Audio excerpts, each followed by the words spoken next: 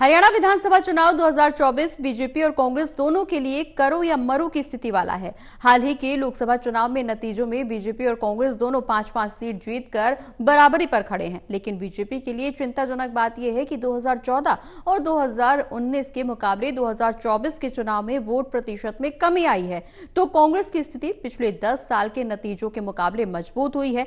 ऐसे में बीजेपी विधानसभा चुनाव में हैट्रिक लगाने के लिए तो कांग्रेस अपने 10 साल के वनवास को खत्म करने के लिए जनता के बीच संघर्षरत है। दोनों दल को जनता को लुभाने में कोई कमी नहीं कर रहे हैं। ऐसे में अब सारा दरोमदार मतदाताओं पर टिका हुआ है कि जनता का आशीर्वाद किसको मिलेगा। इसी पर यह रिपोर्ट देखिए।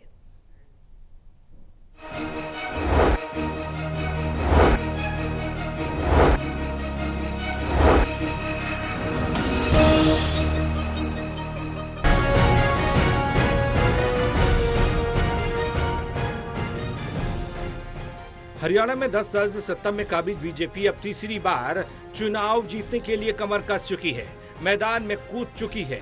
रोहतक की बैठक में जमीनी स्तर पर चुनाव जीतने की रणनीति बनी, बूथ स्तर पर पार्टी को और मजबूत करने पर जोर दिया गया, तो पंचकुला में अमित शाह की हुंकार से पार्टी के नेताओं और कार्यकर्ताओं में जोश भरने का काम किया गया।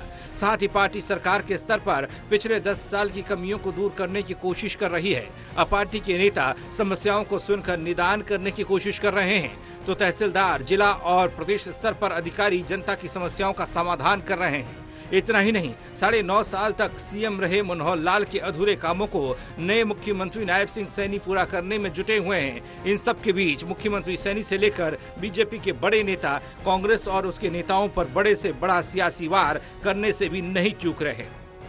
जब यहाँ हजारों की संख्या में कल किरण चौधरी के समर्थक बड़े पदाधिकारी थे कांग्रेस के, उन्होंने नीचे से बताया, मैं तो बोल रहा था कि भ्रष्टाचार हो रहा है, परंतु उन्होंने बड़ी गजब की बात करी। उन्होंने कहा सोनिया गांधी भूपेंद्र हुड्डा को कहा टाइम तो देती नहीं थी, जब टैची लेकर चला जाता कहा एकदम टाइम मिल जाता कहा। ये हरियाणा के गरीब का पैसा लूट करके देते थे। भाइयों, इस बात से बचना भी है, इस बात से बचाना भी है। और अब क्या इनके पास बताने के लिए तो कुछ नहीं है। वहीं कांग्रेस नेताओं और कार्यकर्ताओं के लिए 2024 के लोकसभा के नतीजे जान फूंकने वाले रहे हैं। इन नतीजों ने कांग्रेस नेताओं में जोश भर दिया कि उनका 10 साल का वनवास खत्म हो सकता है। तभी तो चुनाव नतीजों के ठीक बाद से ही राहुल गांधी, मल्लिकार्जुन खड़गे से लेकर प्रदेश के सभी नेता सक्रिय हो गए हैं। कुमारी शैलजा हों या नेता विपक्ष भूपेंद्र सिंह हुड्डा, दोनों बीजेपी और सरकार की नीतियों पर सवाल खड़े करने के साथ जनता को लुभाने वाले वादे करने में कोई कमी नहीं छोड़ रहे। हमारी कांग्रेस की प्रायोरिटी होगी जो अनएम्प्लॉयमेंट, जो स्टेट पर कैपिटा इनकम में, पर कैपिटा इन्वेस्टमेंट में और कानून व्यवस्था में, खेल खिलाड़ियों में नौकरी देने में, अपॉर्चुनिटी पैदा करने में पूरे देश में नंबर 1 था 2014 में। आज अनएम्प्लॉयमेंट में नंबर 1 है हम। तो सबसे प्रायोरिटी होगी to create opportunities for employment, investment लेके आएंगे जैसे पहले आया था, एक माहौल बनाएंगे।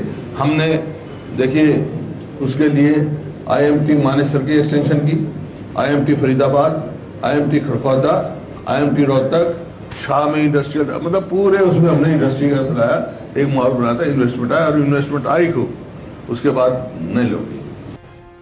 इस चुनाव में बीजेपी हैट्रिक के लिए, कांग्रेस वनवास खत्म करने के लिए, तो जेजेपी, इनेलो, बीएसपी और आप जैसी पार्टियां अस्तित्व बचाने के लिए संघर्ष करती नजर आ रही हैं। Haryana bureau, total news.